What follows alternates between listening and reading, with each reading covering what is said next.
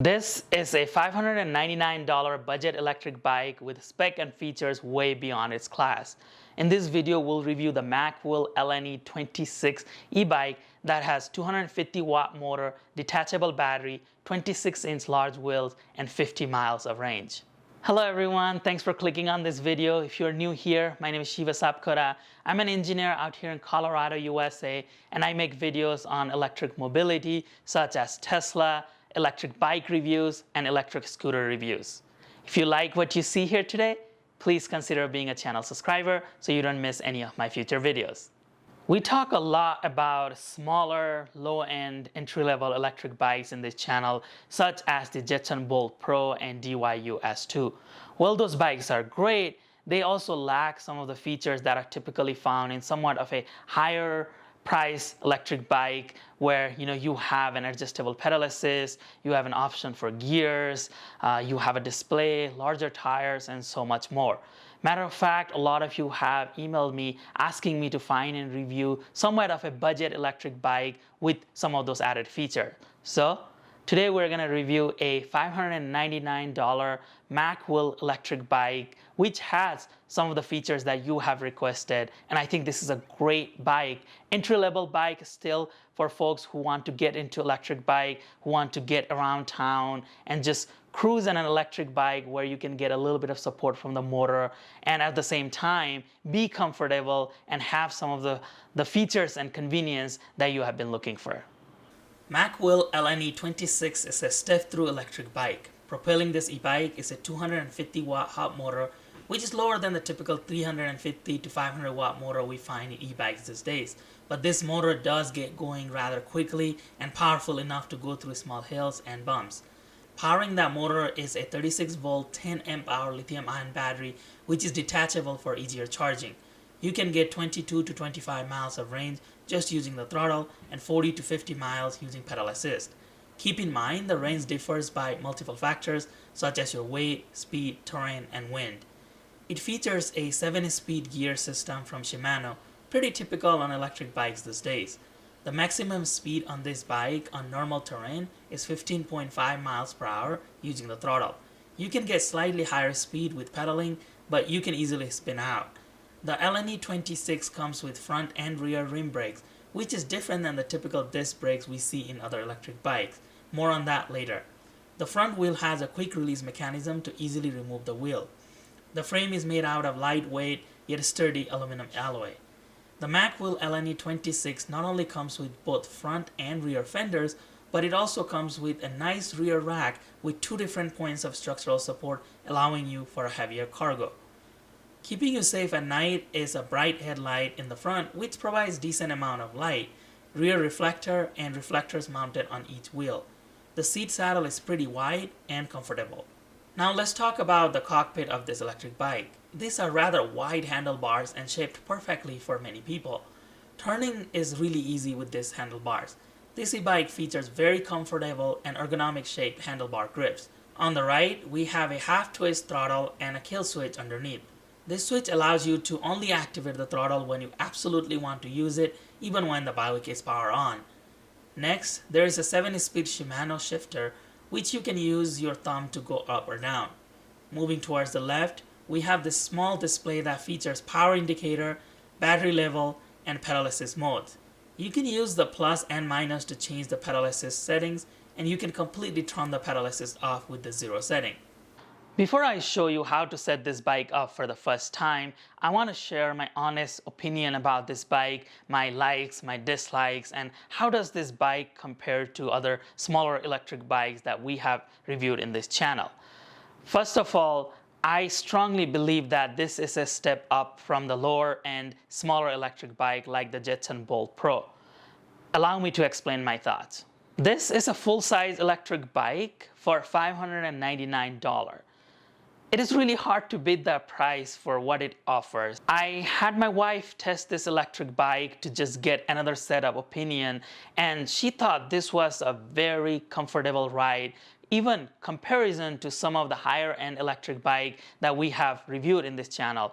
And then she let the battery die while she was riding, and she said that pedaling was super easy, unlike smaller electric bike like Jetson Bolt Pro. When the battery dies, it's very sluggish and it's really hard to pedal, but not in this case. And I turn off the motor on this bike and just pedal using those gear settings, and I agree, it is really easy to pedal even without that pedal assistance.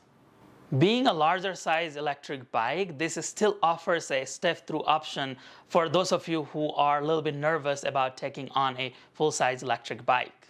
This bike comes with the 7-speed gearing option, which we don't see on a lower end smaller electric bikes.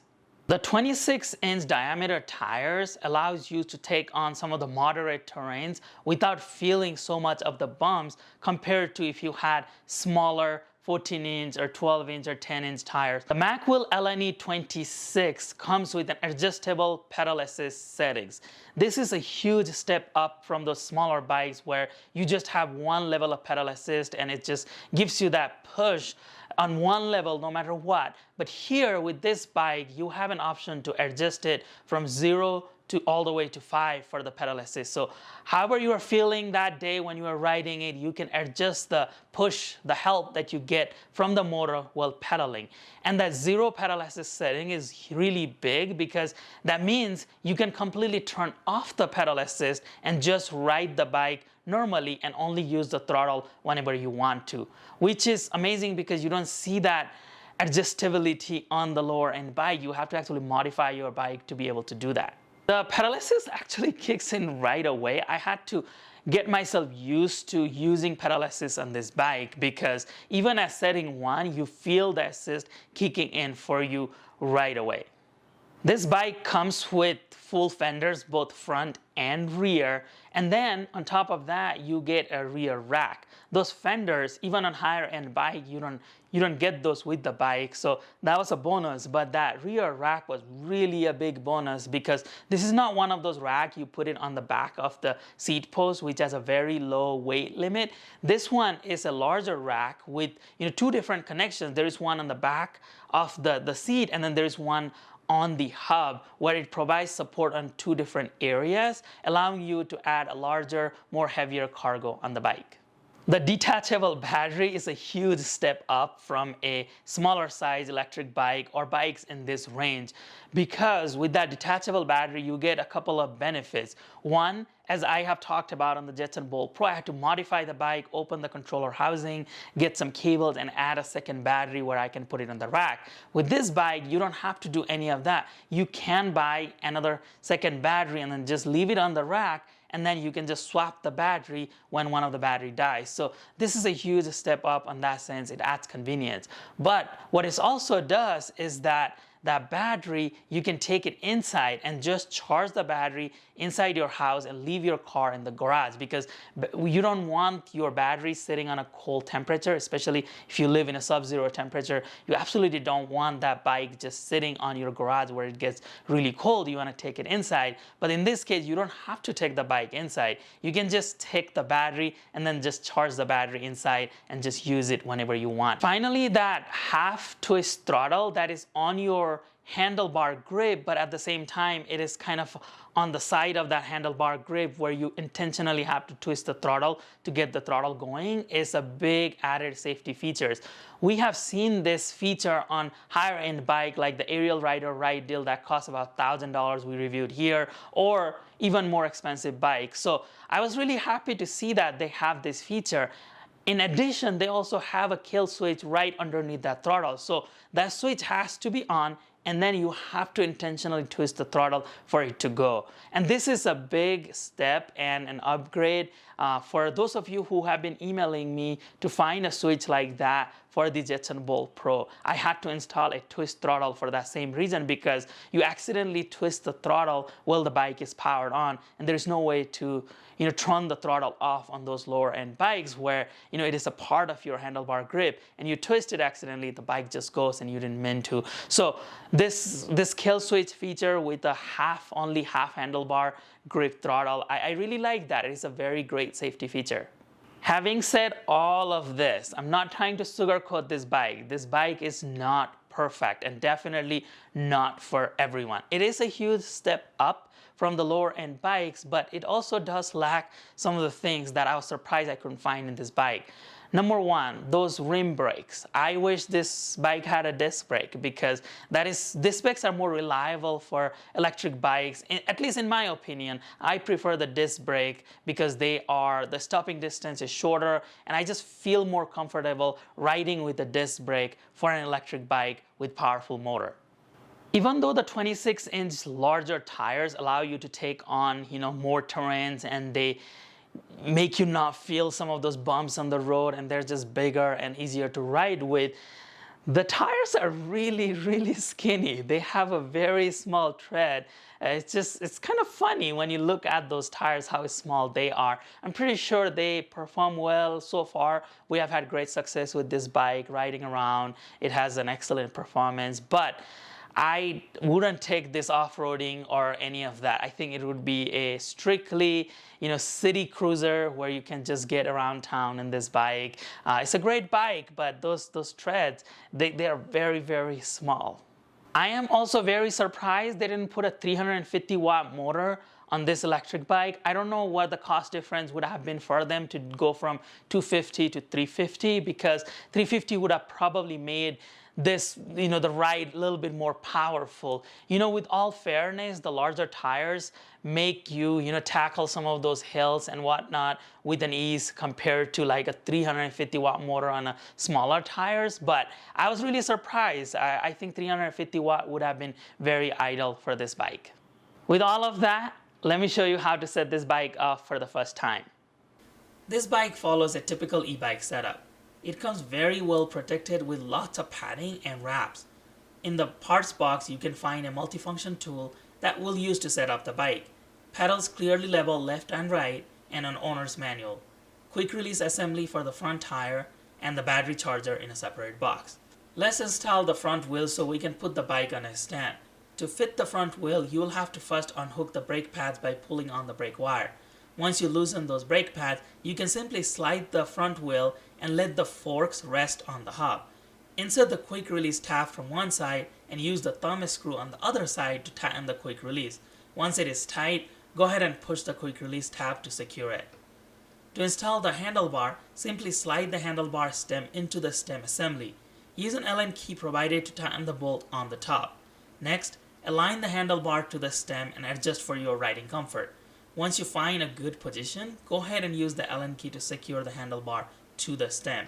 To install the seat, you simply slide the seat post rod onto the post holder and secure the quick release tab. Installing the pedals are really easy. You just have to match the sides and hand tighten them into place. Use the tool provided with the kit to further tighten the pedal on both sides. To install the rear fender, first undo the lower bolts on each side that are near the hub. Then place the bracket attached to the fender between the inner tab and this outer bracket. Align the hole for the bolt and secure the bolts in place. Do this on both sides. To install the rear rack, first undo the 2 Allen bolts found behind the seat post. Then undo the 2 top bolts near the hub. Slide the rear rack in place on the top and secure it using the 2 Allen bolts we removed earlier. You don't have to fully tighten them yet. You can come back to this step after installing the bottom bolts.